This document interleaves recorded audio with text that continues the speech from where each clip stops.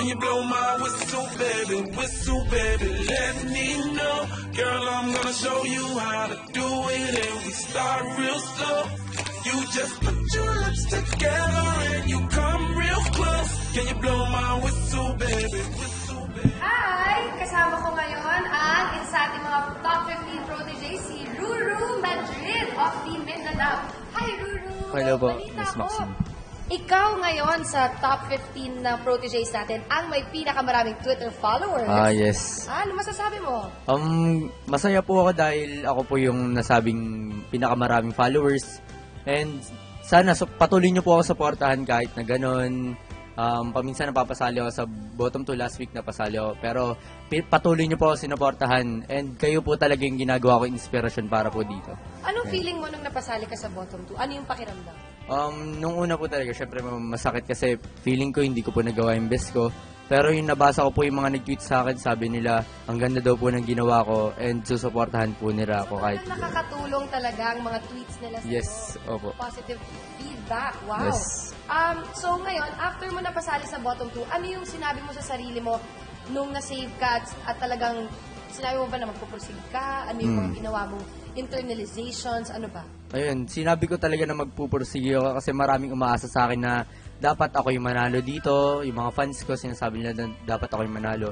Kaya dapat talaga, every Sunday, gawin ko yung best ko, ganun po. Wow. Pag nasa bahay ka, ano yung mga ginagawa mo doon para mas lalo ka pa mag-improve?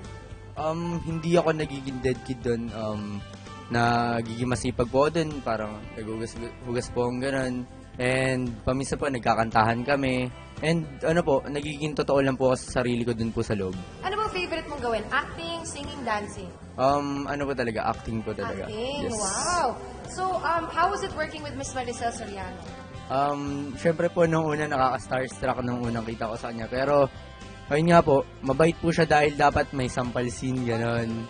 Pero, may pumipilit po sa kanya ituloy po yun kasi ayaw na po ni Direk. Tapos sabi po ni Miss Maricel, wag na daw kasi daw naawa daw siya sa akin. Kasi alam ko naman po na isa siya sa pinakamalakas mampal na artista. Parang kinakabahan po ako nung una. Ako gusto ko ma-experience yun. Actually, napakaswerte nyo nga sabi ko dahil hindi ko pa nakakatrabaho si Miss Maricel. Pero kayo na nakatrabaho niyan siya, kaya napakaswerte mo. And ikaw lalo ka na dahil hindi ka pa, nagsisimula ka pa lang, nandito ka pa lang sa protege, hindi ka pa nadideclare na winner. Pero ikaw na ang may pinakamaraming fans. Palakpakan natin si Ruru. Maraming salamat po. Balita ko meron ka daw meet and greet ngayon. So, opo. final message to your fans, anong masasabi mo sa kanila? To all my supporters, maraming salamat po sa inyo, sa mga fans ko, maraming gumagawa na ng fans club ko. Maraming salamat po talaga. Ano ba to? Nung una po, nung hindi pa po dito nakakasalid, feeling ko hindi ka mararating ganito. Pero yun, nandito na po talagang grabe. Asaya ko po talaga nung nalaman ko. Yes, opo. Ay, dreams do come true. I'm so happy for you. Salamat po. Okay, congratulations and good luck sa meet and greet mo. And good luck syempre sa protege. Sana makuha mo gusto mo. Sana marating mo mga pangarap mo.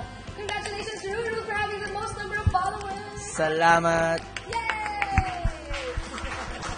Thank you.